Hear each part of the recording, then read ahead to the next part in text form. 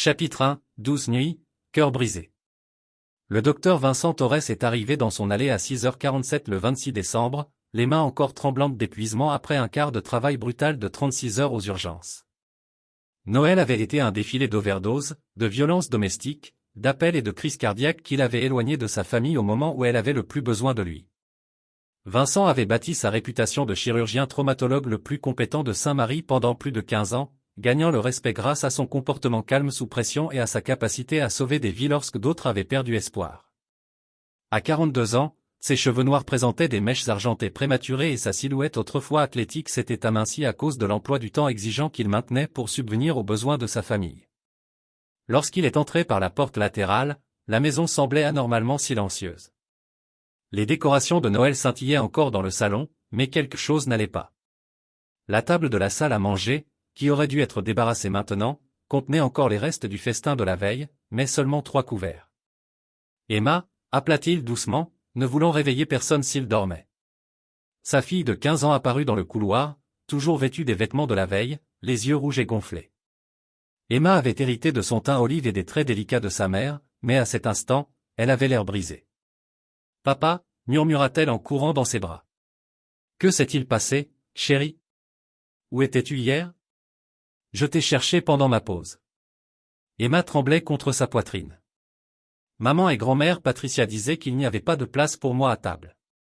Elle disait que j'étais trop théâtrale en voulant passer Noël ici au lieu d'aller chez tante Monica avec les petits. Alors, je suis rentré seul à la maison et j'ai passé Noël seul. Vincent avait le sang-froid. Sa femme Lisa et sa mère Patricia avaient exclu sa fille du dîner de Noël chez lui. Ils t'ont obligé à rentrer seul à la maison le soir de Noël dans cette vieille Honda. Maman disait que j'étais égoïste de ne pas vouloir garder les cousins. Elle dit, de vrais sacrifices familiaux les uns pour les autres. Emma se recula et s'essuya le nez. J'ai essayé de t'appeler, mais elle disait que tu étais trop occupé à sauver des inconnus pour te soucier de ta propre famille. Ces mots frappèrent Vincent comme un coup de poing. Il avait travaillé chaque Noël ces 5 dernières années pour bâtir leur style de vie confortable, payer l'école privée d'Emma, financer des beaux, d'interminables travaux de rénovation, et voilà comment il traitait sa fille. J'ai réchauffé des restes de plats chinois à emporter. Pour le dîner, continua Emma. J'ai regardé un conte de Noël toute seule et j'ai fait comme si tu étais là. Vincent serrait sa fille plus fort, une fureur froide grandissant dans sa poitrine, qui n'avait rien à voir avec la fatigue. Aux urgences, il était connu pour son sang-froid, sa capacité à compartimenter ses émotions et à se concentrer sur ce qui devait être fait. Ce même détachement clinique s'installait en lui, Emma. Je veux que tu saches que ce qui s'est passé n'était pas normal, que ce n'était pas ta faute, et que cela ne se reproduira plus jamais. Ce n'est pas la première fois, papa, que quand tu travailles tard, maman et grand-mère font comme si je ne faisais pas vraiment partie de la famille, comme si j'étais un fardeau que tu avais amené dans leur vie. Vincent s'est reculé pour observer le visage de sa fille. Que veux-tu dire? Ce n'est pas la première fois. Le mois dernier, lors de cette conférence médicale à Dallas, maman m'a dit que je pouvais soit dîner dans ma chambre, soit aller seule au McDonald's. Elle a dit qu'elle et grand-mère avaient besoin de temps entre adultes pour discuter de questions familiales importantes. Le détachement clinique s'est légèrement fissuré. Vincent était présent à cette conférence pour présenter une communication sur des procédures innovantes en traumatologie, construisant sa réputation professionnelle. Pendant ce temps, sa femme et sa mère excluaient systématiquement sa fille de son propre foyer. Pourquoi ne m'as-tu rien dit? J'ai essayé, mais tu as toujours l'air si fatigué. Et maman a dit, si je me plaignais de la façon dont il me traitait, ça ne ferait qu'ajouter du stress à ta vie. Elle a dit que tu me reprocherais d'être la cause des problèmes. Vincent a étudié le visage d'Emma, voyant la prudence avec laquelle elle avait appris à naviguer dans le champ de mine émotionnel de leur foyer. Sa fille, brillante et sensible, marchait sur des œufs, le protégeant de la vérité sur ce qui s'était passé lorsqu'il n'était pas à la maison. Emma, je dois te faire comprendre quelque chose, tu es ma fille, tu fais partie de la famille, et personne ni ta mère, ni ta grand-mère, personne n'a le droit de te faire sentir indésirable chez toi. Mais maman a dit, je me fiche de ce que dit ta mère. Les mots sont sortis plus forts qu'il ne l'aurait voulu et les yeux d'Emma se sont écarquillés. Vincent a pris une profonde inspiration, forçant sa voix à retrouver son calme habituel. Ce que je veux dire, c'est que je vais réparer ça. Tu ne devrais jamais passer Noël seul. Le réveil de Lisa retentit d'en haut. Vincent avait environ 30 minutes avant de descendre commencer sa routine matinale, yoga et café hors de prix. Emma, je veux que tu ailles faire tes valises. On va rester quelques jours au Hampton, en centre-ville, le temps que je me débrouille. Maman et toi, vous divorcez? La question flottait entre eux. Vincent réalisa qu'il n'avait pas encore de réponse. 20 ans de mariage, la plupart bons, mais quelque chose avait changé ces dernières années. Lisa était devenue distante, critique, trouvant toujours à redire à son emploi du temps, à ses priorités, à sa relation avec Emma. Je ne sais pas encore, ma chérie, mais je sais que tu mérites mieux que ce qui s'est passé hier. Tandis qu'Emma montait faire ses valises, Vincent traversa la maison avec un regard neuf, les meubles coûteux que Lisa avait insisté, la rénovation de la cuisine qui lui avait coûté 6 mois d'heures supplémentaires, le garage pour 3 voitures remplies de sa BMW et de la Cadillac de sa mère, tout cela financé par son travail acharné. Horaire de travail. Dans la cuisine, il trouva le téléphone de Lisa en charge sur le comptoir. Elle avait toujours négligé la sécurité, utilisant l'anniversaire d'Emma comme code d'accès pour tout. Vincent hésita un instant avant de décrocher. Le fil de discussion qui apparaissait en haut de ses messages le glaça. Il avait hâte que V parte pour sa prochaine conférence. 3 jours au chalet, ça me semble parfait. Emma sera chez son amie de toute façon. Je lui ai dit qu'elle ne pouvait pas rester ici pendant notre escapade romantique. La réponse d'un certain Ryan Redar, ton mari est un imbécile de travailler autant. Si tu étais à moi, je ne te laisserais jamais seul. Bientôt, bébé bientôt. Les mains de Vincent restèrent parfaitement stables tandis qu'il parcourait des semaines de messages, des projets de réunions secrètes, des plaintes concernant ses horaires de travail, des discussions sur Emma qui perturbaient leur relation. Et puis le message qui rendait tout clair comme de l'eau de roche, Patricia est partante pour envoyer Emma en pension l'année prochaine, mais elle dit qu'elle a toujours été trop attachée à V de toute façon. Une fois qu'elle sera partie, nous aurons tellement plus de liberté. Vincent posa le téléphone exactement là où il l'avait trouvé. Sa respiration resta calme et contrôlée, comme en chirurgie, lorsqu'un patient s'écroulait et que chaque décision comptait. Sa femme n'avait pas seulement une liaison. Elle prévoyait d'envoyer sa fille au loin pour faire de la place à sa nouvelle relation, et sa propre mère l'aidait à monter. Il entendait Emma s'agiter et préparer ses affaires, comme il l'avait demandé à sa fille, qui avait passé Noël seule, qui avait été systématiquement exclue de sa propre famille, qui était la cible de complots de la part de ceux qui auraient dû la protéger. Vincent se dirigea vers son bureau et s'assit à son bureau. D'un tiroir verrouillé, il sortit un porte-documents en cuir contenant ses documents importants, ses relevés financiers et ses coordonnées. Il ouvrit son ordinateur portable et commença à taper. La lettre lui prit 15 minutes à écrire. Elle était précise, minutieuse et dévastatrice. Lorsqu'il eut terminé, il en imprima 2 exemplaires, en scella un dans une enveloppe adressée à Lisa et le plaça bien en évidence de son côté du lit. Le second exemplaire fut rangé dans sa serviette. Emma apparut dans l'embrasure de la porte avec son sac à dos. « Papa, ça va? Tu as l'air différent. » Vincent regarda sa fille, brillante, loyale, bienveillante Emma, qui méritait tellement mieux que ce qu'elle avait reçu. « Je vais bien, ma chérie, mieux que je ne l'ai été depuis longtemps. Au fait, es-tu prête à partir? » Alors qu'il marchait vers sa voiture, Vincent ressentit le calme familier qui l'envahissait au bloc opératoire alors qu'il s'apprêtait à pratiquer une intervention particulièrement complexe. Chaque étape devait être parfaite, chaque incision devait être précise et il n'y avait pas de place pour la pitié quand il s'agissait de sauver ce qui comptait le plus. Emma méritait un père qui se battrait pour elle, et Vincent Torres n'avait jamais perdu un combat quand quelque chose de vraiment important était en jeu. Chapitre 2, l'éveil. 3 heures plus tard, Vincent était assis au restaurant de l'hôtel avec Emma lorsque son téléphone se mit à vibrer d'appels de plus en plus frénétiques de Lisa. Il laissa chacun d'eux tomber sur la messagerie vocale. « Papa, tu ne vas pas répondre ?» demanda Emma en faisant circuler des œufs brouillés dans son assiette. « Pas maintenant. Prends ton petit déjeuner. » La lettre était simple et directe. « Lisa, je suis au courant pour Ryan. Je suis au courant de tes projets pour Emma. Je suis au courant du programme d'internat. Tu as clairement indiqué que ni Emma ni moi ne sommes les bienvenus dans la famille que tu essaies de fonder. Je me contente de répondre à tes souhaits. Emma et moi allons loger ailleurs pendant que je réfléchis à la suite. Ne me contacte pas. Ne contacte pas Emma. N'implique pas la police. Tu as choisi ton chemin. Maintenant, tu peux te débrouiller seul, Vincent. Le téléphone de Vincent a encore sonné. Cette fois, c'était sa mère. Tu devrais probablement prendre celle-là, dit Emma doucement. Vincent répondit, bonjour, Patricia, Vincent. C'est quoi ce non-sens? Lisa est hystérique. Elle dit que tu as emmené Emma et que tu as disparu à cause d'un malentendu au sujet du dîner de Noël. Tu dois rentrer immédiatement et arranger ça. Il n'y a pas eu de malentendu, Patricia. Je comprends parfaitement la situation. Ne dramatise pas, Emma a donc dû manquer un dîner de famille. Elle est assez grande pour comprendre que les adultes ont parfois besoin de toi. Espace pour les conversations importantes. Conversation importante, c'est comme ça qu'on appelle ça maintenant? Il y eut un silence.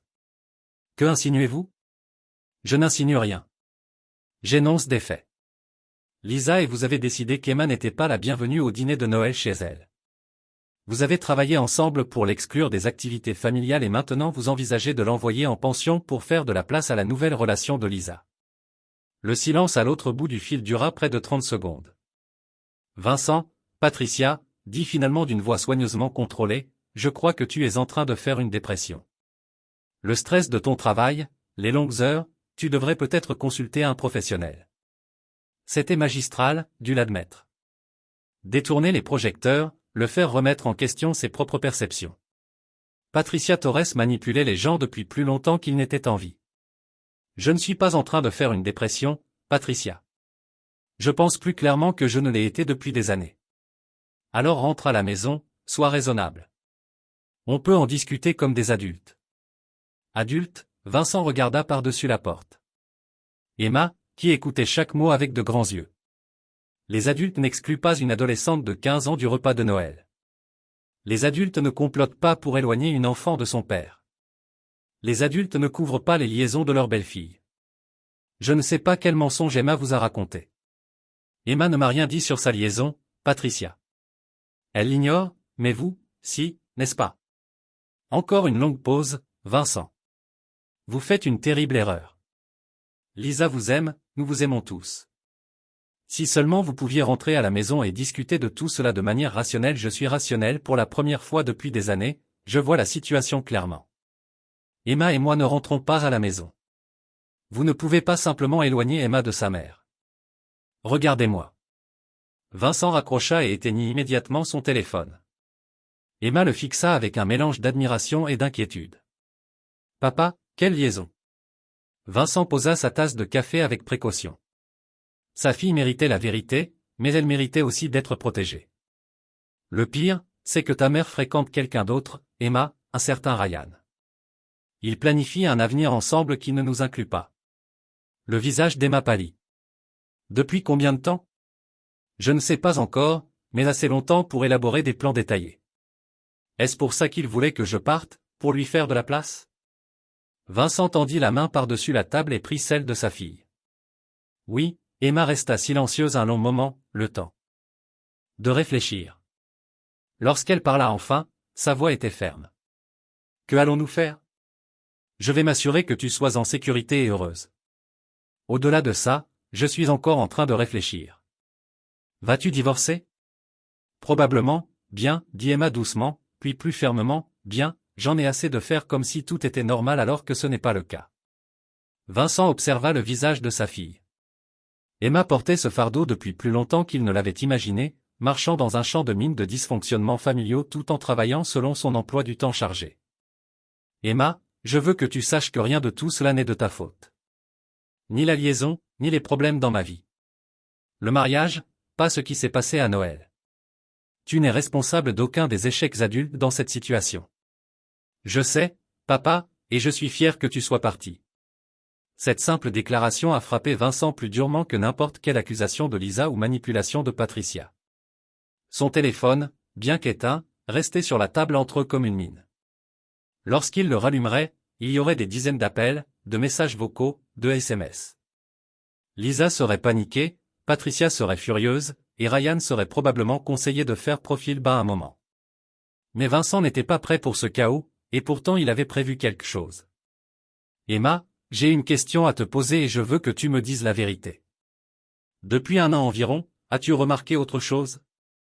Quelqu'un vient à la maison en mon absence? Ta mère agit différemment? Emma a réfléchi attentivement à la question.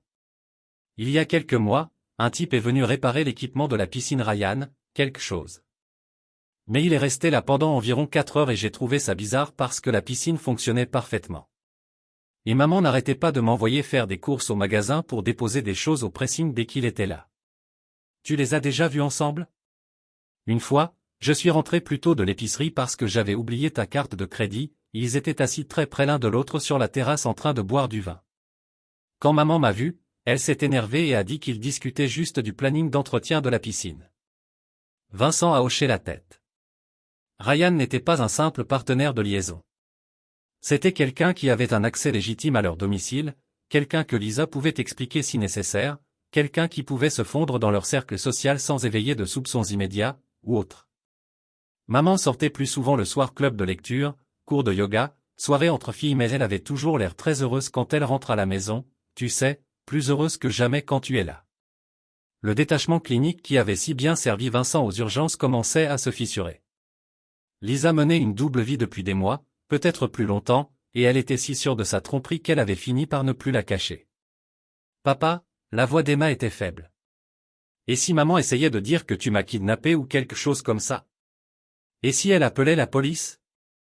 Vincent réfléchit. Lisa était assez intelligente pour savoir qu'impliquer les forces de l'ordre exposerait sa vie à la surveillance. Elle n'en avait pas les moyens. Mais elle était aussi désespérée, et les gens désespérés prennent de mauvaises décisions. Elle n'appellera pas la police, ma chérie. Elle a trop de choses à cacher. Mais même si elle le faisait, je suis ton père. J'ai parfaitement le droit de passer du temps avec toi. Et l'école? Les vacances d'hiver se terminent la semaine prochaine. On verra bien. Vincent resta silencieux un moment, réfléchissant à ses options. Il avait bâti une carrière réussie, accumulé des biens importants, noué des relations dans le milieu médical, mais il était tellement concentré sur sa famille qu'il avait oublié de protéger l'essentiel. Cette erreur ne se reproduirait pas, Emma, que dirais-tu d'un transfert dans une autre école?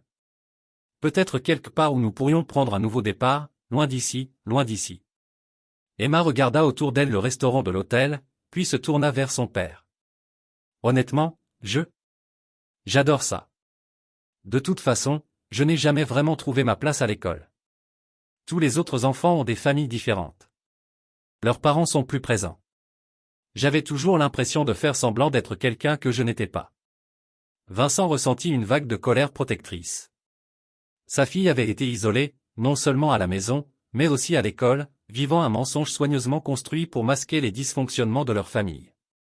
Alors c'est ce qu'on fera, mais je dois d'abord régler certaines choses. Quel genre de choses? Vincent regarda sa fille, se voyant dans ses yeux sombres, voyant la force qu'elle avait héritée de lui, ainsi que son refus obstiné d'accepter un traitement injuste, le genre de choses qui font comprendre à sa mère et à sa grand-mère que leurs actes ont des conséquences. Emma hocha lentement la tête. Puis-je aider? La question le surprit. Emma, papa, ils nous ont fait du mal à tous les deux. Ils m'ont exclu de ma propre famille et ils t'ont trahi. Si tu veux leur faire payer ça, je veux en faire partie. Vincent observa le visage de sa fille. À 15 ans, Emma elle était assez grande pour comprendre la gravité de ce qui s'était passé. Elle était aussi assez grande pour contribuer à ce que cela ne se reproduise plus. Qu'est-ce que tu avais en tête? Le sourire d'Emma était vif et familier. Elle avait hérité de bien plus que ses yeux. Eh bien, dit-elle pensivement, je sais où maman range ses cartes de crédit de secours, je connais le nom de famille de Ryan et où il travaille, et je connais sans aucun doute tous les secrets de grand-mère Patricia. Vincent sentit une froideur et une méfiance s'installer dans sa poitrine au bloc opératoire. Les interventions les plus complexes exigeaient une approche collective. Chacun devait connaître son rôle, exécuter son rôle à la perfection et faire confiance aux autres. Dis-moi tout ce que tu sais, dit-il doucement. Emma se pencha en avant et, pendant l'heure qui suivit, Vincent apprit à quel point sa brillante fille avait observé pendant qu'elle était systématiquement exclue de sa propre famille. Lorsqu'ils eurent fini de parler, le plan de Vincent commençait à prendre forme, et il allait être bien plus ambitieux qu'un simple divorce. Chapitre 3, collecte de renseignements. Le docteur Vincent Torres avait toujours été méthodique dans son approche des problèmes complexes.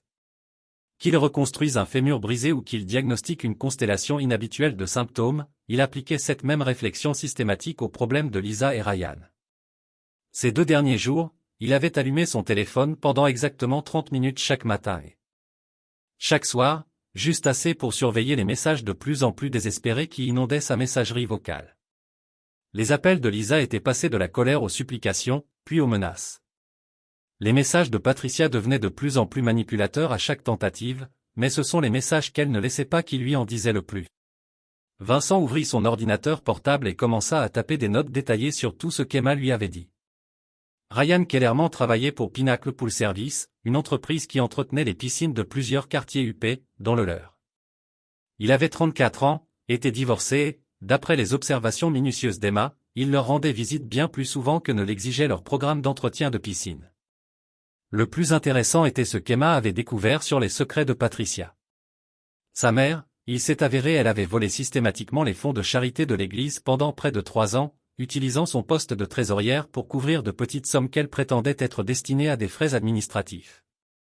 Emma avait surpris une conversation téléphonique animée entre Patricia et le père Miguel au sujet d'argent disparu et avait reconstitué la vérité. « Je ne savais pas si je devais te le dire », avait dit Emma. « Enfin, c'est ta mère, mais elle a été si méchante avec moi et elle se comporte toujours comme si elle était meilleure que tout le monde. » Vincent avait rassuré sa fille en lui disant qu'elle avait bien fait de le lui dire. Le vol de Patricia expliquait son anxiété financière croissante et sa dépendance croissante à la générosité de Vincent. Cela lui donnait également un moyen de pression. Un léger coup frappé à la porte de la chambre d'hôtel interrompit ses préparatifs. Vincent vérifia le Judas et fut surpris de voir le docteur Michael Reeves, son plus proche collègue à l'hôpital. « Emma, dit-il doucement, en secouant sa fille pour la réveiller, Mike est là, va aux toilettes quelques minutes, d'accord ?» Emma hocha la tête et rassembla ses affaires. Vincent il attendit d'entendre la porte de la salle de bain se fermer avant d'ouvrir la porte de la chambre d'hôtel. « Mike, comment m'as-tu trouvé ?» Le docteur Reeves avait l'âge de Vincent, mais il paraissait plus âgé, épuisé par le même emploi du temps chargé qu'il avait éloigné de chez lui.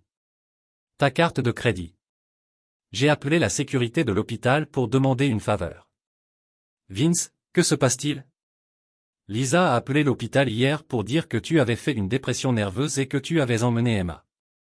Vincent s'est écarté pour laisser entrer son ami. Lisa a une liaison. Je l'ai découvert et je n'ai pas eu besoin de faire une dépression nerveuse. Mike s'est assis lourdement sur la chaise près de la fenêtre. Bon sang, je suis désolé, mec. Comment fais-tu pour tenir le coup? Emma gère bien la situation aussi. Où est Emma?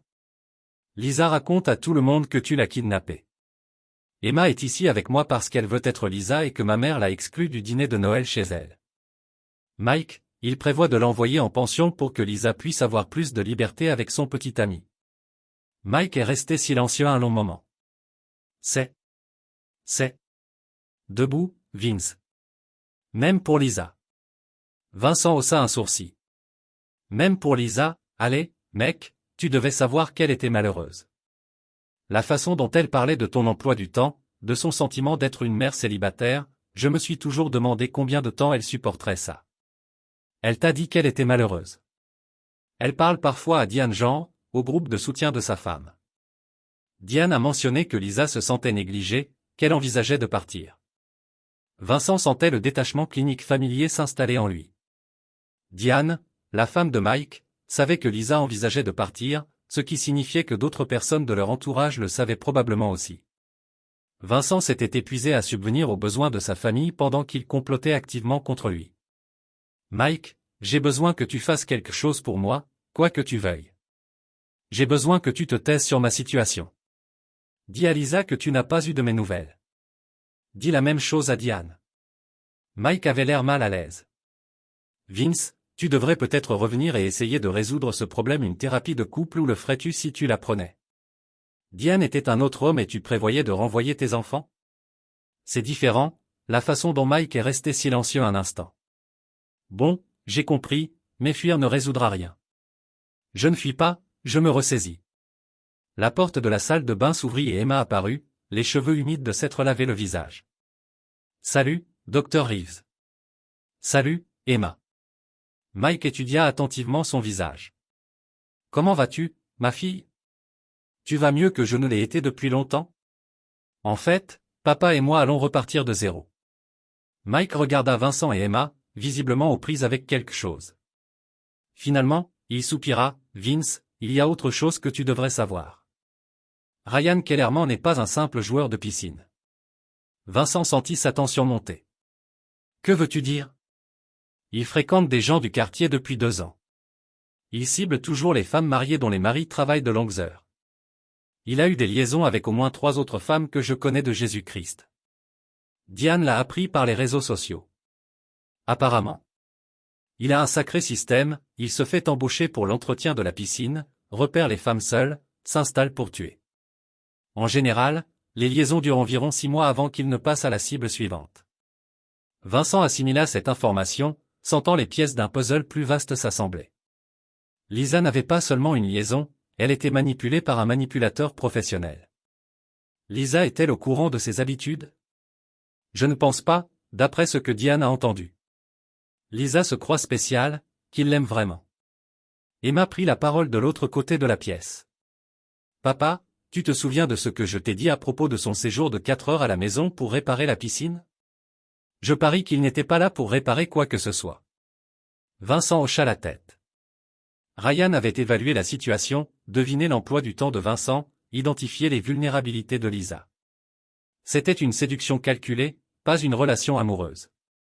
Mike, j'ai besoin d'une dernière faveur, nomme-la.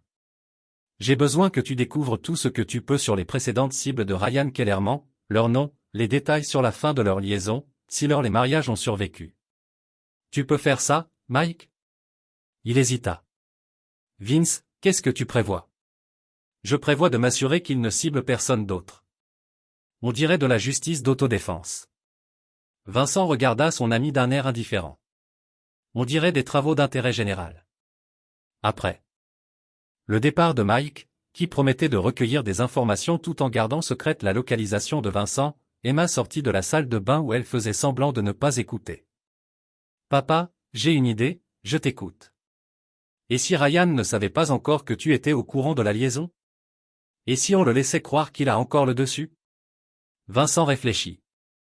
Lisa avait probablement déjà parlé de la lettre à Ryan, mais Ryan ne comprenait peut-être pas toute l'étendue des connaissances de Vincent. À quoi penses-tu? Le téléphone de maman, tu as dit qu'elle utilisait ma date de naissance comme code d'accès pour tout. Et si on pouvait retourner à la maison et consulter son ordinateur, ses emails, peut-être trouver plus de preuves sur la durée de cette liaison. Vincent observa le visage de sa fille. Emma, si on fait ça, on n'y arrivera pas. Retour. Une fois ces preuves en main, je les utiliserai non seulement pour le divorce, mais aussi pour m'assurer que Lisa et Ryan comprennent que leurs choix ont des conséquences. Quelles conséquences?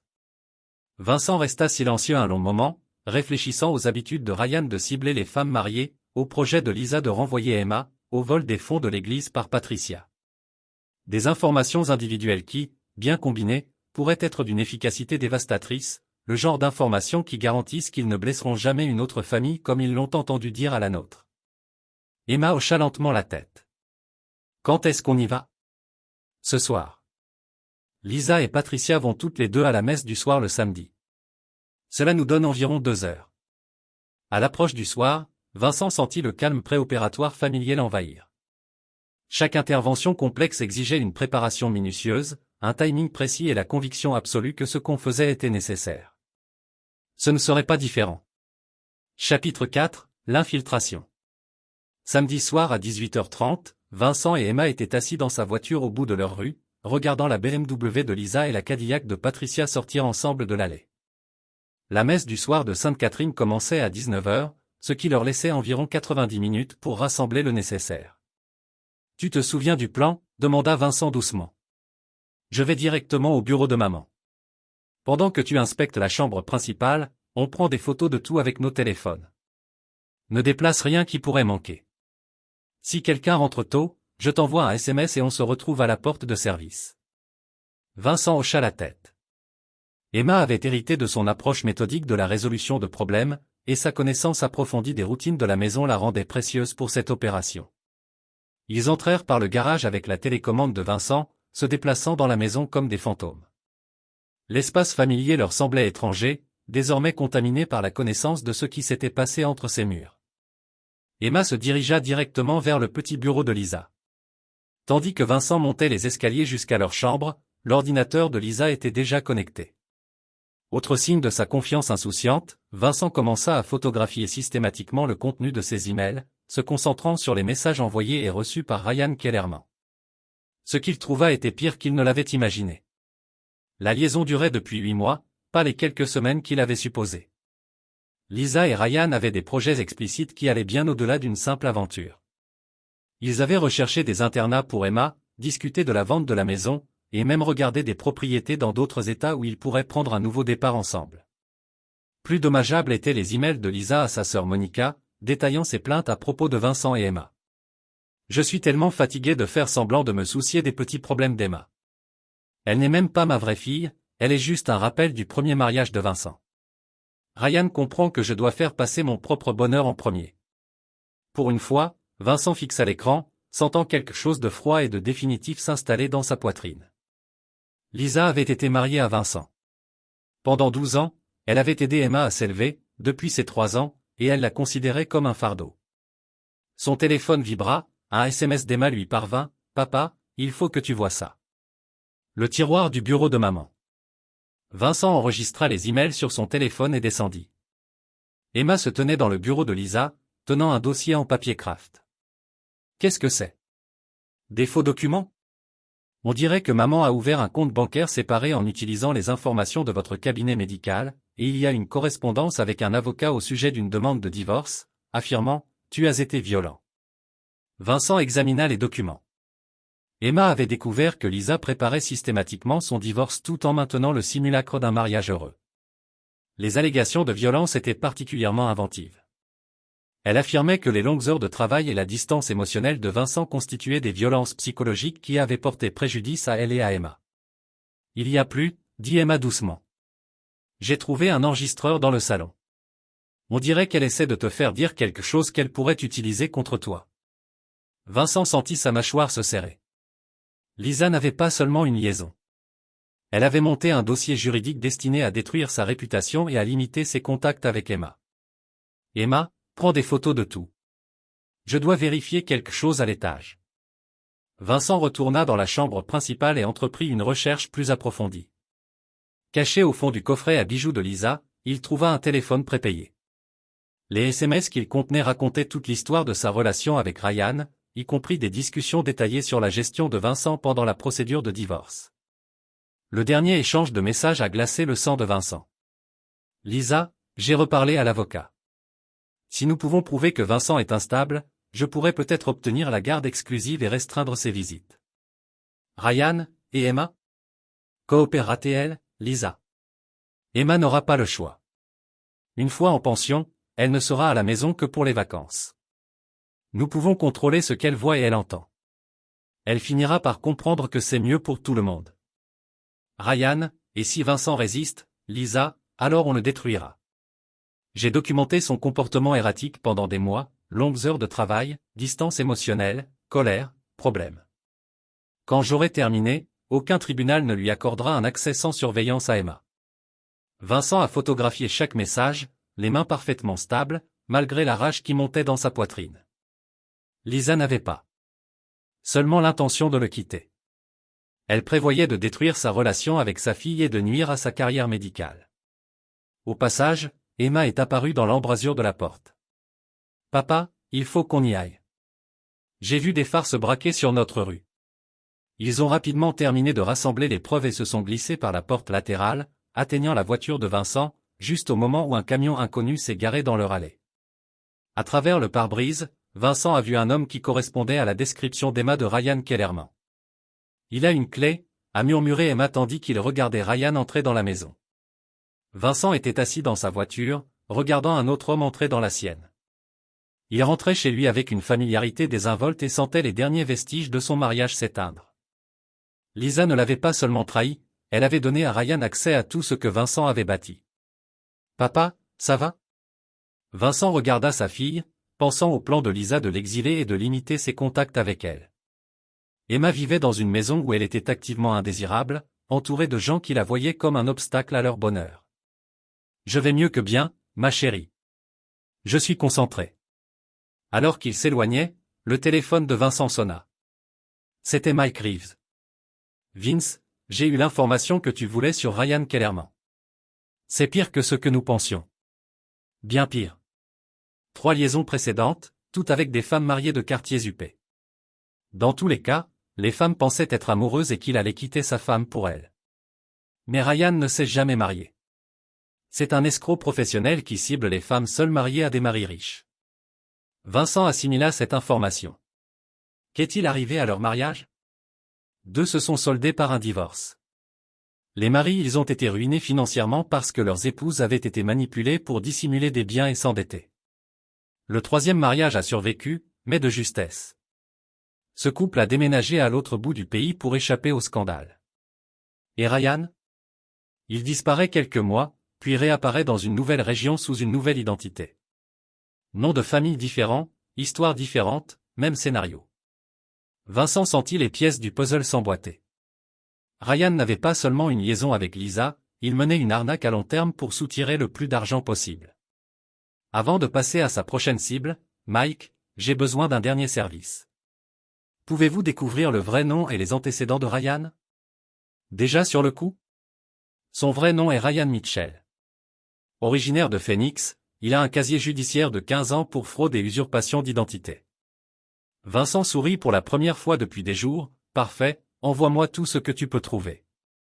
Après avoir raccroché, Vincent se tourna vers Emma. Aimerais-tu en savoir plus sur la justice, ma chérie? Que veux-tu dire? Ta mère et Ryan se croient très malins. Ils ont planifié de détruire notre famille. Et ils ont volé tout ce pour quoi j'ai travaillé, mais ils ont commis une erreur cruciale. Qu'est-ce que c'est? Le sourire de Vincent était froid et calculateur. Ils ont supposé que je serais une victime passive. Emma a étudié le visage de son père. Que allons-nous faire? Nous allons leur donner exactement ce qu'ils méritent et nous allons nous assurer qu'ils ne blesseront plus jamais une autre famille. Sur le chemin du retour à l'hôtel, Vincent a commencé à expliquer son plan à sa fille. C'était complexe, impitoyable et absolument dévastateur. Emma l'a écouté attentivement, posant des questions intelligentes et proposant des suggestions qui ont rendu le plan encore plus efficace. Lorsqu'ils sont arrivés à l'hôtel, le père et la fille souriaient tous les deux. Chapitre 5, le piège parfait. Vincent a passé le dimanche matin à téléphoner depuis le centre d'affaires de l'hôtel, tandis qu'Emma recherchait des internats en ligne, non pas parce qu'ils les envisageaient, mais parce qu'ils avaient besoin de comprendre exactement ce que Lisa et Ryan avaient prévu pour son avenir. Le premier appel a été adressé à son avocat, David Chain, qui a accepté de les rencontrer lundi matin pour une consultation d'urgence. Le second a été adressé au père Miguel de Sainte-Catherine, demandant une consultation privée. Une réunion a eu lieu au sujet d'une affaire délicate concernant les finances de la paroisse. La troisième s'est tenue au commissariat de police de Phoenix, où l'inspectrice Sarah Walsh a appris avec intérêt que Ryan Mitchell avait refait surface sous une nouvelle identité. Emma Vincent a déclaré, alors qu'ils étaient assis au restaurant de l'hôtel pour le déjeuner, « J'ai besoin que vous compreniez ce que nous allons faire. Une fois que nous aurons lancé le mouvement, plus rien ne pourra l'arrêter. Ta mère et Ryan vont subir des conséquences qui changeront leur vie à jamais. » Emma a levé les yeux de sa salade. « Papa, ils avaient prévu de détruire ta carrière et de m'envoyer au loin pour être ensemble. Ils méritent ce qui leur arrive. » Vincent a observé le visage de sa fille. À 15 ans, Emma faisait déjà preuve d'une lucidité morale qu'il lui avait fallu 42 ans pour développer. Bon, alors. Voici ce qui va se passer. Le plan exposé par Vincent était élégant dans sa simplicité et dévastateur dans son exécution. Chaque élément était conçu pour utiliser les actions de Lisa et Ryan contre eux, créant une cascade de conséquences qui détruirait leur relation et les exposerait tous deux à de graves problèmes juridiques. La phase 1 commencerait lundi matin. L'avocat de Vincent avait demandé le divorce pour adultère, preuve à l'appui, recueillie sur l'ordinateur et le téléphone de Lisa. Mais au lieu de signifier la lettre immédiatement à Lisa, ils attendraient. La deuxième phase impliquait l'inspecteur Walsh. Ryan Mitchell était recherché à Phoenix pour fraude. Son identité actuelle, Ryan Kellerman, constituait en soi un crime. L'inspecteur Walsh n'avait besoin que d'une confirmation de sa localisation et de preuves de ses activités criminelles en cours. La troisième phase était celle où la connaissance par Emma du détournement de fonds de Patricia allait entrer en jeu. Son père, Miguel, soupçonnait la disparition de fonds depuis des mois, sans pouvoir rien prouver. Vincent fournirait les preuves, mais seulement après s'être assuré que Patricia comprenait exactement pourquoi sa vie était en train d'imploser. Mais son père, Emma, dit pensivement, si nous exposons tout d'un coup, il pourrait peut-être collaborer pour minimiser les dégâts. Et si nous les poussions d'abord à se retourner l'un contre l'autre? Vincent marqua une pause, impressionné par la stratégie de sa fille. Que as-tu en tête? Et si Ryan pensait que maman le trahissait? Et si maman pensait que Ryan se servait d'elle? Continuez. Les yeux d'Emma brillaient. D'une intelligence qui rappela à Vincent pourquoi il était si fier d'elle. Ryan ignore que nous connaissons sa véritable identité ou son casier judiciaire. Et si nous le laissions croire que maman l'avait découvert et menaçait de le dénoncer? Vincent réfléchit à cela. Si Ryan croyait que Lisa était une menace pour sa liberté, son instinct de survie prendrait le pas sur tout sentiment amoureux. Il fuirait immédiatement ou prendrait des mesures pour la faire taire. Et ta mère? Elle se croit amoureuse, n'est-ce pas? Et si elle découvrait ces autres femmes? Et si elle réalisait qu'elle n'était qu'un autre Marc? Vincent sourit, Emma, tu as un esprit tortueux. Je suis très fier de toi. Ce soir-là, ils ont lancé la phase 1. Vincent a appelé Lisa pour la première fois depuis qu'il a quitté la maison. Vincent, Dieu merci, où es-tu? Où est Emma? Je suis devenu fou d'inquiétude. Nous sommes sains et saufs. C'est tout ce que tu as besoin de savoir. C'est insensé. Tu ne peux pas disparaître avec Emma parce que tu as des problèmes. Une sorte de crise de la quarantaine. Lisa, il faut qu'on parle, juste tous les deux, sans avocat, sans famille, sans distraction. Il y eut un silence. Ok, oui, où veux-tu qu'on se retrouve demain soir, à 19h? Au restaurant du Marriott Downtown? Viens seul, Vincent. Je t'aime. On peut arranger ça. Peut-être, mais d'abord, il faut qu'on soit complètement honnête. Après avoir raccroché, Vincent regarda Emma. Elle accepta de se retrouver maintenant pour la partie difficile. Pendant que Lisa acceptait de rencontrer Vincent, Emma mettait en œuvre sa propre partie du plan. Utilisant le mot de passe de l'ordinateur portable de sa mère, elle se connecta à la boîte mail de Lisa et envoya un message soigneusement rédigé à Ryan. Ryan, j'ai besoin de te voir de toute urgence. Vincent me pose des questions sur l'argent que je transfère sur notre compte joint. Je pense qu'il est en train de me faire enquêter. Il faut qu'on parle de se protéger avant que ça ne dégénère. Tu peux me retrouver demain soir à 20h à notre endroit habituel? J'ai peur de ce qui pourrait arriver s'il découvre notre histoire. Avant qu'on soit prêt. Lisa, le message était destiné à faire croire à Ryan que Vincent se rapprochait de leur manigance financière et que Lisa paniquait. Un complice paniqué était un danger. Attendons, dit Vincent. Demain soir, ils seront tellement paranoïaques l'un envers l'autre qu'ils n'auront plus les idées claires. Et grand-mère Patricia? Elle reçoit la visite du père Miguel demain après-midi. Je lui ai déjà envoyé des copies des registres financiers de l'église montrant l'argent disparu, ainsi qu'une explication détaillée de la façon dont Patricia a couvert ses traces. Emma acquiesça d'un signe de tête approbateur. Après que maman et Ryan se soient mutuellement détruits demain soir, l'inspecteur Walsh attendra pour arrêter Ryan Mitchell sur la base de mandats d'arrêt non exécutés. Ta mère se retrouvera accusée de fraude financière et de complot, et Patricia expliquera à la police pourquoi elle a volé une œuvre caritative de l'église. Vincent regarda les lumières de la ville par la fenêtre de l'hôtel. Quelque part, Lisa appelait probablement Ryan pour lui parler de la réunion de demain soir. Patricia essayait probablement de trouver un moyen de tourner l'incident du dîner de Noël pour faire passer Vincent pour un homme déraisonnable. Ryan préparait probablement son prochain coup, pensant à une simple arnaque. Aucun d'eux n'a compris qu'il tombait dans un piège soigneusement monté, papa. Dit Emma doucement. Et si maman essayait de s'excuser? Et si elle disait qu'elle mettrait fin à cette liaison et irait voir un thérapeute? Vincent réfléchit attentivement à la question. Emma, ta mère a planifié de détruire ma carrière, de voler mes biens et de t'envoyer loin pour être avec un autre homme. Elle a enregistré nos conversations pour monter un faux dossier d'abus. Elle m'a menti, à toi et à tous ceux qui se soucient de notre famille. Des excuses ne suffisent pas à effacer ce genre de trahison. Alors, quoi qu'elle dise demain soir, on ira jusqu'au bout, quoi qu'elle dise.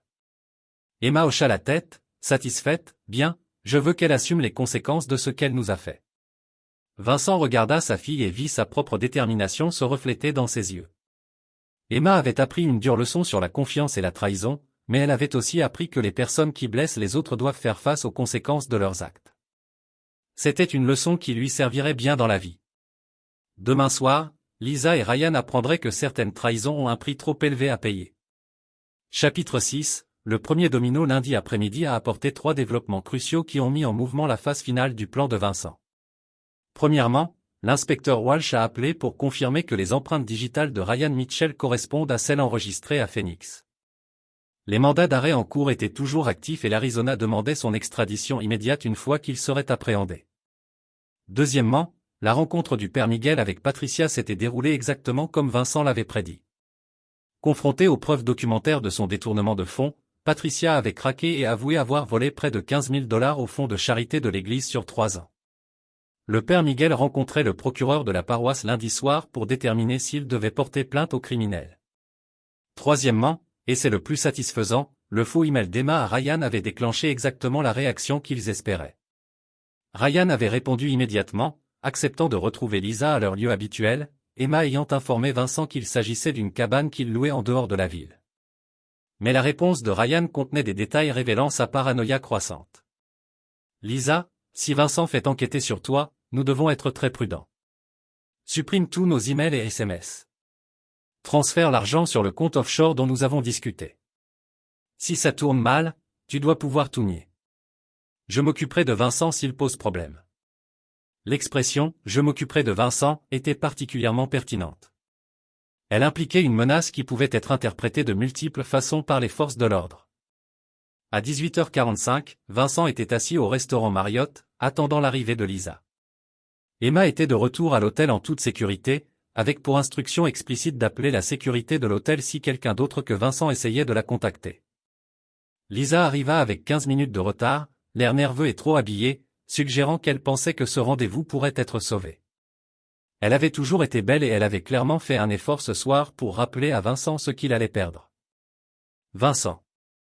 Elle se glissa dans la cabine en face de lui et lui prit la main. Je suis si contente que tu aies appelé. J'ai été malheureuse sans toi et Emma. Vincent ne retira pas sa main, mais il ne lui rendit pas non plus sa caresse, n'est-ce pas? Bien sûr, tout cela n'était qu'un terrible malentendu. Je n'ai jamais voulu qu'Emma se sente exclue à Noël. Ta mère et moi essayons juste de lui donner un peu d'espace pour passer du temps avec les plus jeunes cousins. Le mensonge est venu si facilement que Vincent a presque admiré son talent. Lisa avait toujours été une manipulatrice douée, mais il ne l'avait jamais vue diriger contre lui de manière aussi flagrante auparavant. Et Ryan? Le visage de Lisa devint prudemment vide. Ryan, l'homme d'entretien de la piscine, et lui? Lisa, je suis au courant de la liaison. Je suis au courant de ton projet d'envoyer Emma en pension. Je suis au courant des fausses allégations de maltraitance. Tu te préparais au divorce. Le visage de Lisa s'est vidé de ses couleurs, mais elle s'est vite ressaisie. Vincent, je ne sais pas ce que tu crois savoir, mais je suis au courant pour le compte bancaire séparé. Je suis au courant pour le chalet. Je sais que tu enregistres nos conversations. Pour me faire paraître instable, Lisa l'a regardé un long moment, puis a semblé se dégonfler. Depuis combien de temps le sais-tu depuis le matin de Noël? J'ai trouvé ton téléphone, bon sang. Lisa a enfoui son visage dans ses mains. Vincent, je peux tout expliquer. Je t'écoute. Lisa a levé les yeux, les larmes coulant sur son visage. J'étais seule. Tu travailles tellement d'heures et j'avais l'impression d'élever Emma toute seule pendant ton absence, jouant les héroïnes. Le docteur Ryan était attentif à moi. Il me faisait me sentir spécial. Alors tu as décidé de détruire notre mariage et d'envoyer ma fille au loin. Non, ce n'était pas le cas.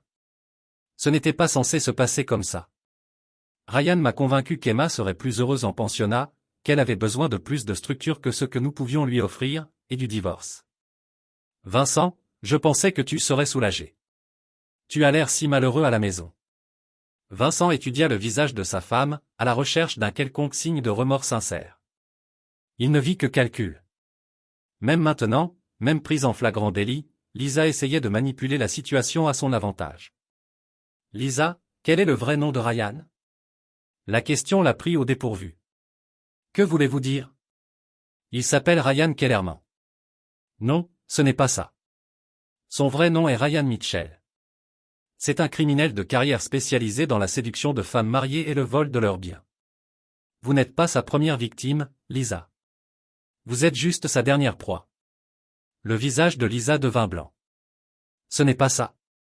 Vous mentez. Vincent sortit son téléphone et lui montra le rapport de police. L'inspecteur Walsh lui avait fait, à lui, Ryan Mitchell, 34 ans, plusieurs arrestations pour fraude et usurpation d'identité. Il est recherché à Phoenix pour des mandats d'arrêt non exécutés. Le FBI le traque depuis 2 ans. Lisa fixa le rapport de police, les mains tremblantes. C'est impossible. Ryan m'aime. Nous planifions un avenir ensemble. Quel avenir? A-t-il déjà parlé de quitter sa femme? Vous a-t-il déjà donné une date pour votre union définitive? Le silence de Lisa fut une réponse suffisante. Il n'y a pas de femme, Lisa. Il n'y en a jamais eu. L'identité de Ryan est entièrement fausse. Il loue des appartements au mois sous des noms d'emprunt, déménage tous les 6 mois et cible les femmes fortunées des quartiers chics. C'est un modèle économique. Mais l'argent? On ouvre le compte ensemble, un compte auquel il peut accéder à distance. Combien y as-tu viré? Environ 40 000, oh mon Dieu. Le visage de Lisa se décomposa lorsque la réalité de sa situation la frappa. Il se joue de moi depuis tout ce temps. Vincent ressentit un moment d'inquiétude. C'était peut-être de la pitié, mais c'est vite passé. Lisa, tu comptais détruire ma carrière et renvoyer Emma pour un homme que tu connaissais depuis 8 mois. Même si Ryan avait été légitime, cela aurait été impardonnable. Vincent, s'il te plaît, j'ai fait une terrible erreur, mais on peut arranger ça. Je vais rompre avec Ryan. Va chez le thérapeute, peu importe ce que tu veux, mais s'il te plaît, ne divorce pas. C'est trop tard. Que veux-tu dire? Vincent regarda sa montre, 20h15. À ce moment précis, Ryan devait arriver au chalet, s'attendant à me rencontrer. Avec une Lisa paniquée, inquiète de l'enquête de Vincent. Au lieu de cela, il trouverait l'inspecteur Walsh et une équipe d'agents prêts à l'arrêter. Lisa, ton petit ami a été arrêté suite à des mandats d'arrêt non exécutés. Le FBI saisit le compte bancaire que vous avez ouvert ensemble comme preuve dans son affaire de fraude, et demain matin, tu seras accusé de complot et de fraude financière. Lisa le regarda avec horreur. Tu as tout monté. J'ai révélé la vérité. Il y a une différence, Vincent. Tu ne peux pas me faire ça. Je suis ta femme. Tu as cessé d'être ma femme. Dès que tu as commencé à planifier la destruction de ma relation avec Emma, l'expression de Lisa passa de la panique à la colère. Bon, tu veux jouer les durs? Je te détruirai au tribunal. J'ai des enregistrements de tes menaces, des preuves de tes violences psychologiques, des témoins qui témoigneront que tu es un père indigne. Vincent sourit froidement. Les enregistrements où tu as coupé tes propres réponses pour me faire paraître instable. Les témoins, qui devront avouer sous serment qu'ils t'ont aidé, exclut Emma des événements familiaux, les allégations d'abus qui ont commencé la même semaine que l'ouverture d'un compte bancaire secret avec ton petit ami criminel. Lisa pâlit en réalisant à quel point ses plans avaient été dévoilés. C'est fini, Lisa. Ton petit ami est en prison, ta belle-mère est accusée de détournement de fonds et tu es sur le point d'être inculpée au niveau fédéral pour complot en vue de commettre une fraude. Patricia, qu'a-t-elle à voir avec tout ça? Elle vole la caisse de charité de l'église depuis 3 ans. Père Miguel a toutes les preuves. Il s'avère maintenant que toute ta famille vit dans le mensonge. Le silence triste et stupéfait de Lisa pendant plusieurs minutes. Lorsqu'elle parla enfin, sa voix n'était plus qu'un murmure. Et Emma? Emma ira bien. Elle vivra avec son père, qu'il aime vraiment et n'envisagerait jamais de la renvoyer pour son propre bien. Vincent, je t'en prie, ne me détruis pas complètement. Vincent se leva et laissa tomber un billet de 20 $ sur la table. Lisa, tu t'es détruite. Le moment où tu as choisi de trahir ceux qui t'aimaient. Je m'assure simplement que tout le monde puisse voir qui tu es vraiment. En s'éloignant, Vincent entendit Lisa pleurer derrière lui, mais il ne se retourna pas. Le premier domino était tombé le lendemain. Les autres suivraient à toute vitesse. Chapitre 7, le jugement. Mardi matin, le chaos régnait dans le monde soigneusement construit de Lisa. Vincent regardait depuis le restaurant de l'hôtel les informations locales rapportant l'arrestation d'un escroc qui ciblait les femmes aisées de banlieue et l'enquête sur des irrégularités financières dans une église locale. Les articles ne mentionnaient pas encore de nom, mais ils le feraient bientôt. Emma leva les yeux de ses œufs bénédicts avec satisfaction. Tu crois que maman a vu les nouvelles? J'en suis sûr, ainsi qu'une cinquantaine de SMS de personnes demandant si elle va bien. Le téléphone de Vincent était remarquablement silencieux depuis qu'il avait laissé Lisa au restaurant la veille. Pas d'appels désespérés, pas de messages vocaux suppliants, pas de tentative de négociation. Soit Lisa était sous le choc, soit elle consultait un avocat. À 10 heures, ils ont rencontré David Chain, l'avocat de Vincent. Chain avait examiné toutes les preuves rassemblées par Vincent et Emma et était confiant quant à un divorce rapide et définitif. L'adultère est bien documenté, a expliqué Chain. Mais la fraude financière et les accusations de complot seront le véritable problème pour Lisa. Le FBI traite cette affaire dans le cadre d'une enquête plus vaste sur le réseau criminel de Ryan Mitchell. Elle étudie d'éventuelles poursuites fédérales. Qu'en est-il de la garde d'Emma? Avec Lisa accusée au pénal et les documents attestant de son intention d'éloigner Emo, je ne peux imaginer qu'un tribunal lui accorde la garde. Les accusations d'abus qu'elle préparait jouent désormais contre elle. Elle démontre une préméditation et une intention malveillante. Emma prit la parole depuis sa chaise. Que adviendra-t-il de tout l'argent que maman a transféré sur le compte de Ryan? Le FBI a gelé le compte, a répondu Shine. L'argent finira par être restitué comme preuve de fraude, mais cela pourrait prendre des mois. En attendant, Lisa va devoir engager des frais juridiques importants sans avoir accès aux fonds qu'elle cachait. Vincent hocha la tête d'un air sombre. Lisa pensait faire preuve d'astuce en retirant de l'argent de leur compte joint. Au lieu de cela, elle avait fourni des preuves de ses propres activités criminelles. David, je veux que tu demandes la garde exclusive d'Emma, une pension alimentaire, la résiliation et le partage des biens, en raison de la fraude financière de Lisa. Elle n'obtient rien de ce qu'elle a essayé de me cacher.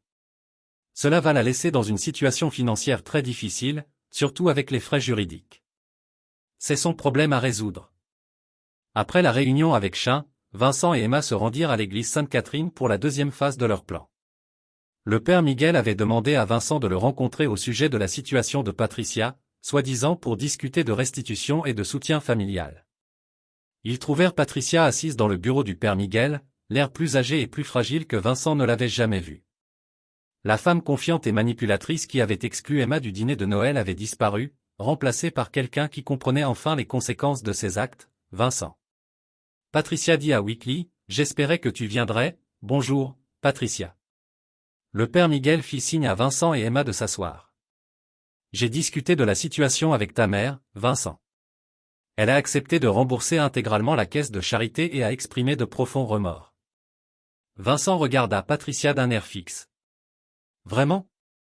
J'ai fait une terrible erreur, dit Patricia sans le regarder dans les yeux. J'avais des difficultés financières et je pensais pouvoir rembourser l'argent avant que quiconque ne s'en aperçoive. La situation n'a fait qu'empirer. Quelles difficultés financières? Patricia resta silencieuse un long moment. J'ai joué, Vincent, au poker en ligne, au pari sportif. J'ai perdu plus que ce que je pouvais me permettre et j'ai paniqué. Vincent sentit une autre pièce du puzzle se mettre en place, les demandes croissantes d'aide financière de Patricia, son anxiété financière, sa volonté de soutenir Lisa dans son projet de renvoyer Emma. Tout cela était lié à une addiction au jeu. Combien dois-tu? Environ 30 000 $. J'ai utilisé l'argent de l'église pour effectuer les paiements minimums, mais la dette n'a cessé de croître. Vincent regarda sa mère, la voyant clairement pour peut-être la première fois de sa vie d'adulte. Patricia Torres avait toujours été manipulatrice et contrôlant, mais il l'avait attribuée à des défauts de personnalité plutôt qu'au désespoir de la dépendance. Patricia, vous avez soutenu le plan de Lisa d'envoyer Emma au pensionnat parce que vous aviez besoin de mon soutien financier pour couvrir vos dettes de jeu. Ce n'est pas, je veux dire. Je pensais que le pensionnat pourrait être bon pour le développement d'Emma. Vous avez exclu ma fille du dîner de Noël dans sa propre maison parce que vous aviez peur de pouvoir interférer avec les plans de Lisa, des plans qui garantiraient que je ne cessais de vous soutenir financièrement. Patricia leva finalement les yeux, des larmes coulant sur son visage. Vincent, je suis désolé.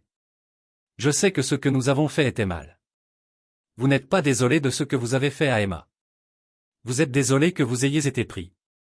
Emma a parlé tranquillement.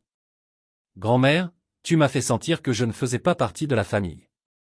Avez-vous une idée de combien cela a blessé? Patricia a regardé Emma avec quelque chose qui aurait pu être culpabilité. Emma, je n'ai jamais voulu te blesser. J'essayais juste de résoudre mes problèmes en me sacrifiant. La simple vérité de la déclaration d'Emma était suspendue dans les airs. Patricia avait été disposée à détruire le sens de la famille d'une jeune fille de 15 ans et à couvrir ses propres erreurs financières. Le père Miguel s'éclaircit la gorge. Vincent, Patricia a accepté d'entrer dans un programme de dépendance au jeu et d'effectuer des paiements mensuels pour restaurer les fonds manquants. Le conseil paroissial est disposé à accepter cet arrangement plutôt que de poursuivre des accusations criminelles, mais seulement si la famille peut assurer une garantie pour la restitution. Vincent a compris ce qui était demandé. Le père Miguel voulait qu'il couvre la dette de Patricia pour éviter le scandale des accusations criminelles contre un trésorier de l'Église. Non, Vincent, s'il vous plaît. Patricia a déclaré, si je vais en prison, cela détruira ce qui reste de notre famille. Vous avez détruit notre famille, Patricia. Vous et Lisa ensemble. Vous avez choisi le jeu et la manipulation sur le bien-être d'une fille de 15 ans. Mais je suis votre mère. Vincent a regardé Patricia pendant un long moment, pensant qu'Emma passait Noël seule tandis que Patricia et Lisa ont apprécié leur temps pour adultes ensemble. Une mère protège ses petits-enfants. Elle ne les sacrifie pas pour sa propre commodité. Vous avez cessé d'être ma mère au moment où vous avez choisi de blesser Emma. Le visage de Patricia froissé. Vincent, vous ne pouvez pas dire que le père Miguel, Patricia devra faire face à des accusations criminelles. Je ne fournirai aucun soutien financier ni aide juridique. Elle a fait ses choix et maintenant elle vit avec les conséquences. Vincent se leva en prenant la main d'Emma. Allez, chérie, nous avons fini ici. Alors qu'il sortait de l'église, Emma serra la main de son père. Papa, c'était des liens durs avec ta maman. Vincent a considéré la question. Cela aurait dû être plus difficile qu'il ne l'était, mais elle a cessé d'être ma mère au moment où elle a décidé que vous étiez consommable. Pas de regret, aucun. Ils sont retournés vers l'hôtel, mais Vincent s'est arrêté dans un parking surplombant la ville à la place. Emma, il y a encore une chose dont nous devons discuter. Qu'est-ce que c'est? Ce matin, j'ai reçu un appel de l'hôpital général de Denver. Ils m'ont offert un poste de chef de la médecine d'urgence. C'est une promotion importante, un meilleur salaire, et cela nous donnerait une chance de recommencer complètement. Les yeux d'Emma s'allumaient. Quand allions-nous bouger? Dès que le divorce est finalisé? Peut-être 6 semaines? Et l'école? Il y a une excellente école publique près de l'hôpital, de petites classes, de solides universitaires, et vous pourriez recommencer sans aucun bagage d'ici. Emma était calme un instant, regardant la ville où elle avait grandi. Papa, maman pourra-t-elle me rendre visite à Denver? Vincent avait redouté cette question. Emma, ta mère fait face à de graves accusations criminelles, même si elle évite la prison. Elle va avoir des restrictions légales sur les voyages pendant plusieurs années et, honnêtement, après ce qu'elle prévoyait de vous faire, je ne suis pas à l'aise avec des visites non supervisées. Je comprends et je suis d'accord avec ça. Elle m'a montré qui elle était vraiment. Vincent a étudié le visage de sa fille, impressionné par sa maturité émotionnelle. Emma, tu sais que rien de tout cela n'était de ta faute, non? Les choix de votre mère, les choix de Patricia, l'affaire, les mensonges, rien de tout cela n'avait rien à voir avec vous. Je sais, papa, et je sais que tu ne m'abandonneras jamais comme ils l'ont fait. Vincent sentit sa gorge se resserrer d'émotion. Jamais. Tu es la chose la plus importante de ma vie, Emma. Tout ce que je fais est de te protéger et de vous donner le meilleur avenir possible. Alors allons à Denver. Commençons. Alors qu'il retournait à l'hôtel, le téléphone de Vincent a bourdonné d'un SMS à partir d'un numéro inconnu. Tu as détruit ma vie pour rien. Ryan ne m'a jamais aimé. J'ai tout perdu pour un mensonge.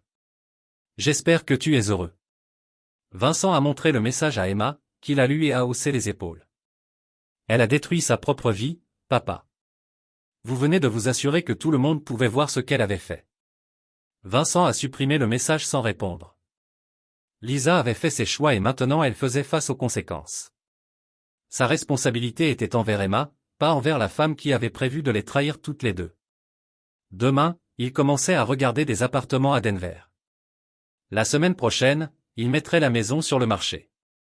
En 2 mois, ils construiraient une nouvelle vie ensemble, sans les personnes qui avaient tenté de détruire leur famille. Vincent Torres avait toujours été un chirurgien formé pour couper les tissus malades pour sauver les pièces saines. Maintenant, il avait appliqué ces mêmes compétences à sa vie personnelle, et lui et Emma allaient être plus forts pour cela. Chapitre 8, Conséquences et nouveaux débuts.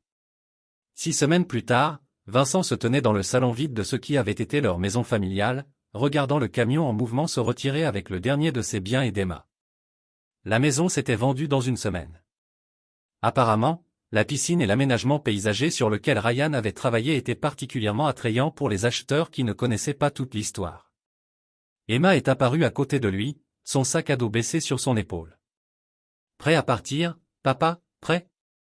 Le mois dernier et demi avait apporté une cascade de conséquences pour toutes les personnes impliquées dans la trahison. Ryan Mitchell avait été extradé à Phoenix, où il faisait face à de multiples accusations de crimes qui le maintiendraient probablement en prison pour la prochaine décennie. L'enquête du FBI avait découvert un réseau de cons similaires dans 5 États avec des dizaines de victimes. Lisa avait été accusée de complot en vue de commettre une fraude et un blanchiment d'argent. Son avocat avait négocié un accord de plaidoyer qui la tiendrait hors de la prison fédérale, mais elle faisait face à 3 ans de probation, aux amendes massives et au paiement de restitution qui consommeraient la plupart de ses actifs restants. Le divorce avait été finalisé, Vincent recevant une garde totale d'Emma et de la majorité de leurs actifs communs. Patricia avait été officiellement inculpée de détournement de fonds et attendait la condamnation. Sa dépendance au jeu lui avait coûté non seulement sa liberté mais aussi sa relation avec son fils et sa petite-fille. Vincent avait entendu à travers des connaissances mutuelles qu'elle vivait avec sa sœur Monica et travaillait comme caissière pour payer des frais juridiques.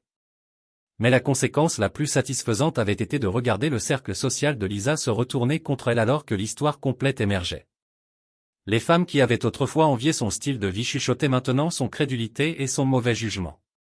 Les couples qui avaient doublé avec Lisa et Vincent l'évitaient maintenant, complètement embarrassés par leur association avec le scandale. Vincent n'a ressenti aucune pitié pour aucun d'entre eux. Ils avaient fait leur choix et leurs choix ont eu des conséquences.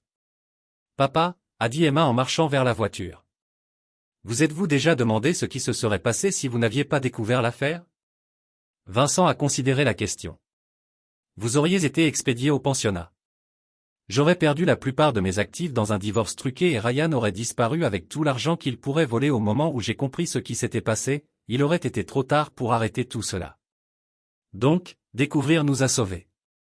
Découvrir nous a sauvés, mais, plus important encore, la lutte contre nous a sauvés. Si je venais d'accepter la trahison et que j'essayais de régler les choses, nous vivons tous les deux avec des gens qui nous considéraient comme des obstacles à leur bonheur. Emma hocha la tête pensivement. Je suis content que vous n'êtes pas le genre de personne qui pardonne et oublie. Certaines choses ne devraient pas être pardonnées, ma chérie. Lorsque les gens vous montrent qui ils sont vraiment, croyez-les. La première fois, le trajet à Denver a pris 8 heures, Emma naviguant et Vincent conduisant sa berline pratique remplie de leurs nécessités immédiates. Ils avaient délibérément voyagé léger, n'apportant que ce dont ils avaient besoin pour recommencer. Tout le reste pourrait être remplacé. Leur nouvel appartement était dans un bâtiment moderne près de l'hôpital, avec des vues sur la montagne et une piscine communautaire qu'Emma avait déjà réclamée pour sa routine quotidienne de natation. La nouvelle position de Vincent est venue avec une augmentation importante et des heures meilleures.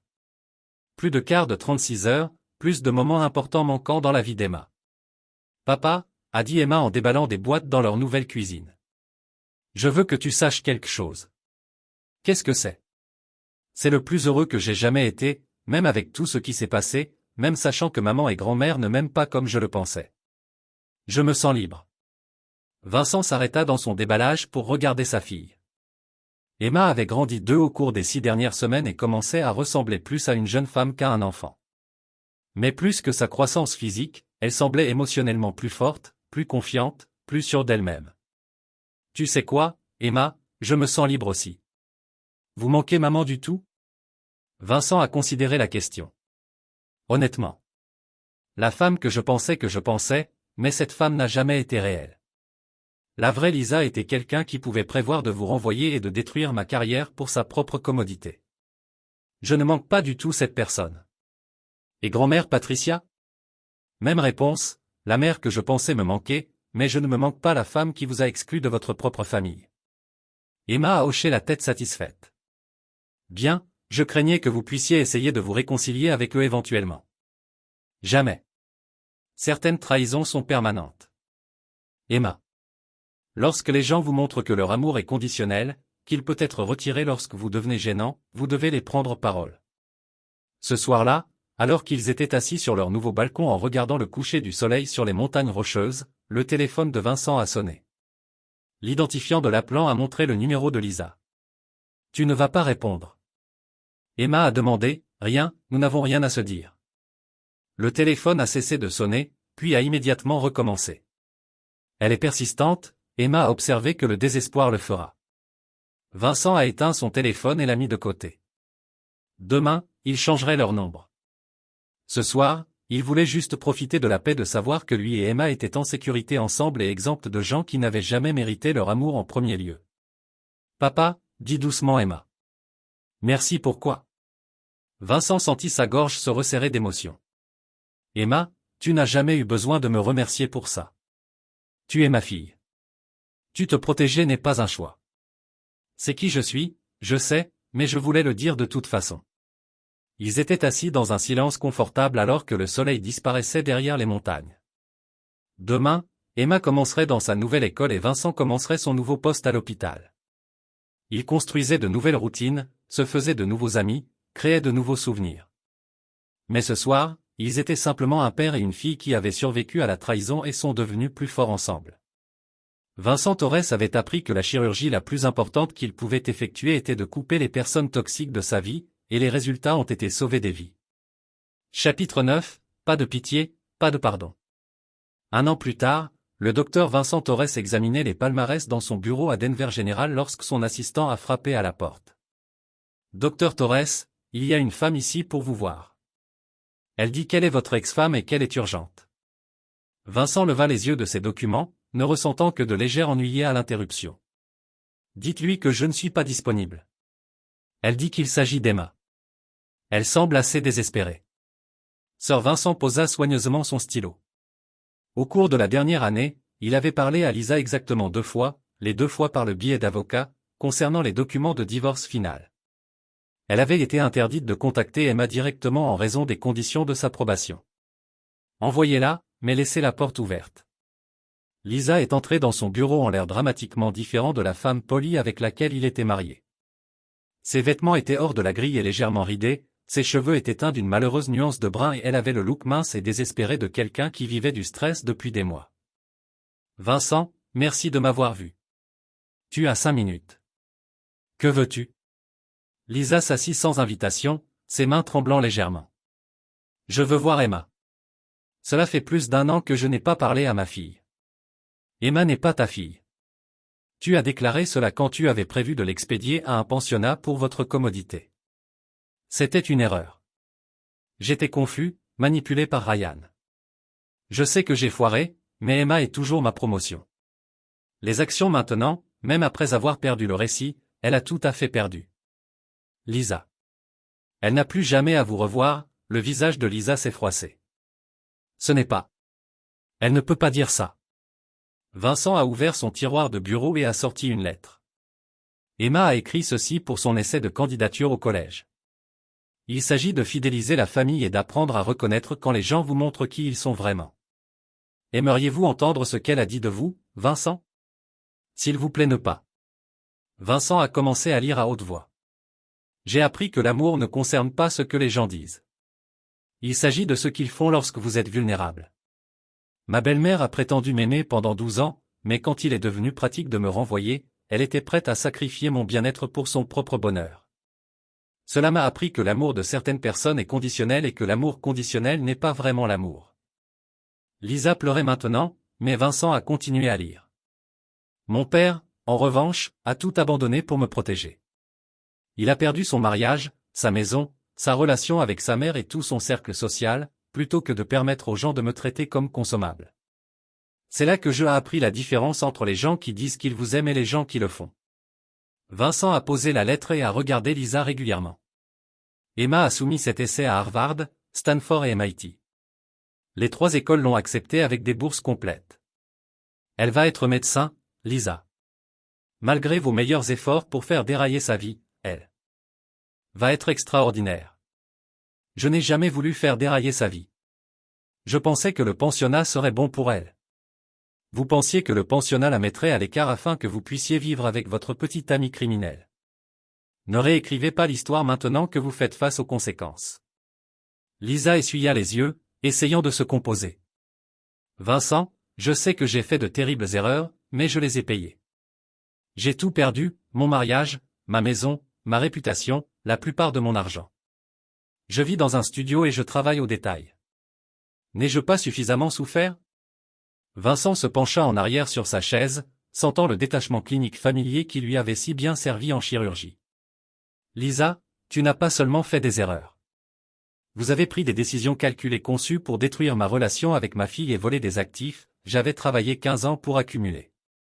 Le fait que votre petit ami criminel ne change pas ce que vous étiez prêt à nous faire. Mais j'aime Emma.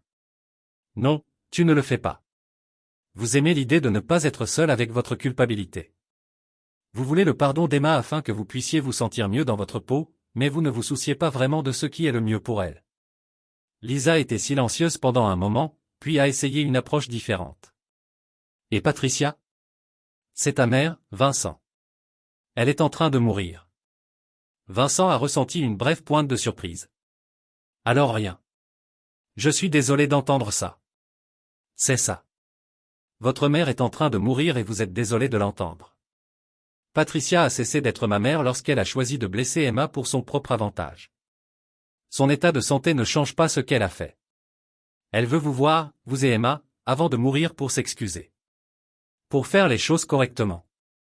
Il n'y a rien à faire. Patricia nous a montré qui elle était vraiment. Nous l'avons cru. Lisa le regarda avec horreur. Comment pouvez-vous être si froid? Comment pouvez-vous simplement couper les gens de votre vie comme s'ils n'avaient jamais d'importance? Vincent a soigneusement examiné la question. Lisa, quand vous aviez prévu de renvoyer Emo, avez-vous considéré comment cela l'affecterait? Lorsque vous avez enregistré nos conversations pour construire un cas de faux abus, avez-vous réfléchi à ce que cela ferait à ma carrière médicale? Lorsque vous avez ouvert des comptes bancaires secrets avec votre petit ami, vous êtes-vous soumis à la trahison de la confiance que j'avais placée en vous pendant 20 ans? C'est différent. Non, ce n'est pas le cas. Vous avez pris des décisions calculées pour blesser les gens qui vous aimaient. Je prends des décisions calculées pour protéger ma fille des personnes qui la blessent. La différence est que mes décisions sont basées sur l'amour et les vôtres étaient basées sur l'égoïsme. Lisa se leva brusquement. Très bien, je peux voir que vous ne me pardonnerez jamais, mais qu'en est-il d'Emma? Ne mérite-t-elle pas la possibilité de décider par elle-même si elle veut une relation avec moi? Vincent sourit froidement. Emma a décidé. Elle a bloqué votre numéro de téléphone, elle a refusé la carte d'anniversaire que vous avez envoyée par mon avocat, et elle change légalement son nom de famille à Torres. Il n'y a donc aucun lien avec vous. Tu l'as tourné contre moi. Je n'ai pas eu à le faire. Vous l'avez fait vous-même lorsque vous l'avez exclu du dîner de Noël dans sa propre maison. Lisa se tenait là un instant, semblant comprendre enfin qu'il n'y aurait pas de réconciliation, pas de pardon, pas de seconde chance. Vincent, je sais que vous me détestez, mais un jour Emma va vouloir des réponses sur sa famille, sur les raisons pour lesquelles les choses se sont produites comme elles l'ont fait. Que allez-vous lui dire? Vincent s'est levé, indiquant que la réunion était terminée. Je vais lui dire la vérité, que certaines personnes peuvent faire confiance à votre amour et que certaines personnes ne le peuvent pas. Ces actions ont des conséquences et que lorsque quelqu'un vous montre, il est prêt à vous sacrifier pour sa propre commodité, vous devriez le croire. Et vous pensez que c'est une leçon saine? Pour un jeune de 16 ans, je pense que c'est la leçon la plus importante qu'elle pourrait apprendre. Emma ne sera jamais vulnérable à des gens comme vous, car elle comprend la différence entre le véritable amour et la manipulation. Lisa se dirigea vers la porte, puis recula la dernière fois. Vincent, j'espère un jour que vous pourrez trouver dans votre cœur de me pardonner. Vincent a regardé son ex-femme, la femme qui avait partagé son lit pendant 20 ans tout en prévoyant de trahir tout ce qu'ils avaient construit ensemble, et qui ne ressentait absolument rien. Lisa, le pardon, je vous obligerai à me soucier de votre bien-être. Je ne le fais pas. Vous n'êtes rien pour moi maintenant sauf une histoire édifiante. Je parle à ma fille de faire confiance aux mauvaises personnes. Après le départ de Lisa, Vincent est retourné dans ses graphiques en ressentant la même satisfaction calme qu'il a subie après une intervention chirurgicale réussie. Un autre élément malade avait été retiré de leur vie. Ce soir-là, Lui et Emma ont dîné dans leur restaurant préféré pour célébrer son acceptation au programme prémémoraire du MIT. Papa, a dit Emma au-dessus du dessert. Maman est venue te voir aujourd'hui, n'est-ce pas? Comment le saviez-vous? Le docteur Phillips a mentionné avoir vu une femme dans le hall qui avait l'air bouleversée. Elle l'a décrite et cela ressemblait à maman. Vincent hocha la tête. Elle voulait te voir. Je lui ai dit, non, je n'ai rien à lui dire. Elle a également mentionné que Patricia est en train de mourir. Emma était silencieuse pendant un moment. Je suis désolé qu'elle soit malade, mais cela ne change pas ce qu'elle nous a fait. Vincent a étudié le visage de sa fille, voyant sa propre clarté morale reflétée là. Emma avait appris à distinguer la pitié et l'obligation, entre le pardon et l'activation. Pas de regret, a-t-il demandé. Aucun, tu m'as appris que certaines personnes ne méritent pas les deuxièmes chances. Papa, maman et grand-mère Patricia a prouvé qu'ils ne pouvaient pas faire confiance à notre amour. Je ne vais pas prétendre autrement juste parce que l'un d'eux est en train de mourir. Vincent a ressenti une vague de fierté dans la force et la clarté de sa fille. À 16 ans, Emma avait déjà appris des leçons sur la loyauté et les conséquences que certaines personnes n'ont jamais maîtrisées. Emma, êtes-vous satisfait de la vie que nous avons construite ici? Plus heureux que je ne l'ai jamais été. J'ai un père qui ferait tout pour me protéger. Je vais dans la meilleure université du pays et je n'ai jamais à prétendre que les gens qui me blessent méritent mon pardon. Que pourrais-je vouloir de plus? Vincent a souri en réfléchissant à la lettre qu'Emma avait écrite pour ses demandes de collège. Sa fille allait être médecin, tout comme lui, mais, plus important encore, elle allait être quelqu'un qui ne pouvait pas être manipulé ou trahi, car elle comprenait le véritable coût de la confiance des mauvaises personnes. Papa, a dit Emma en marchant vers la voiture. Pensez-vous que maman continuera d'essayer de nous contacter? Probablement des gens désespérés n'abandonnent pas facilement. Que faisons-nous quand elle le fait? Vincent a regardé sa fille, brillant, fort, intransigeant dans ses normes sur la façon dont les gens devraient traiter ceux qu'ils prétendent aimer. Nous l'ignorons. Certains ponts devraient rester brûlés, Emma. Certaines personnes ne reviennent pas dans votre vie juste parce qu'elles veulent. Emma hocha la tête, satisfaite, bien, j'aime mieux notre vie sans que les gens qui pensent que l'amour est négociable. Alors qu'ils rentraient chez eux dans les rues de Denver, Vincent a réfléchi à la dernière année. Un lien inébranlable avec la seule personne qui n'avait jamais trahi sa confiance. Mérite d'une deuxième chance de blesser ceux qu'il prétendait aimer. Et il avait enseigné à sa fille la même leçon. Aucun d'eux ne serait à nouveau vulnérable aux faux amours. C'est là que notre histoire touche à sa fin.